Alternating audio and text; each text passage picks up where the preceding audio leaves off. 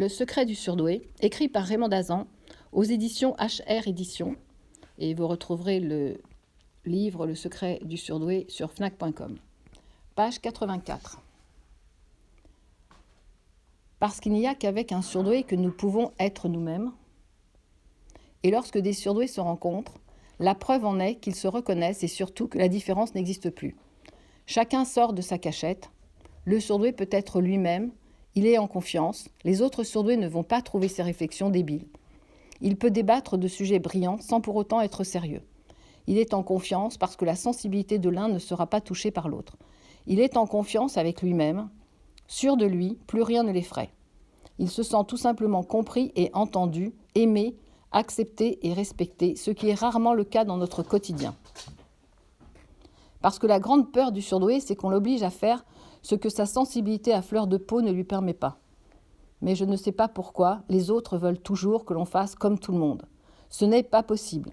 S'engager sur une autoroute bondée de monde à 18h un dimanche soir, le surdoué ne sait pas faire. Faire ses courses dans un hypermarché le samedi après-midi, le surdoué ne sait pas faire. Un concert avec 300 personnes, semé dans la foule, le surdoué ne sait pas faire. Laisser une personne dans un problème qu'il peut résoudre, le surdoué ne sait pas faire. Vivre dans le bruit permanent, le surdoué ne sait pas faire. Écouter les politiques manipuler des discours qui ne veulent rien dire, le surdoué ne sait pas faire. Être indifférent aux autres et même à notre planète, le surdoué ne sait pas faire. Travailler 30 ans dans la même entreprise, le surdoué ne sait pas faire. Ne pas s'émouvoir devant un être sans défense ou un animal blessé, le surdoué ne sait pas faire. En dehors de cela, il vous aime, il ira décrocher la lune si vous lui la demandez.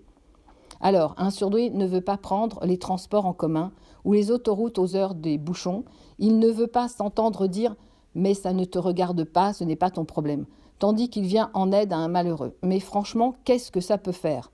Aussi, le surdoué devra s'imposer avec force pour affirmer sa différence et surtout sortir de la culpabilité qui l'oblige à souffrir pour rien. Mais il souffre parce que vous vous moquez de lui, parce que vous lui montrez en permanence qu'il n'est pas comme tout le monde. Page 85, le reste fnac.com, mais je vous le lirai avec plaisir. Voilà, je vous embrasse très fort, prenez de la force, imposez-vous et à très vite.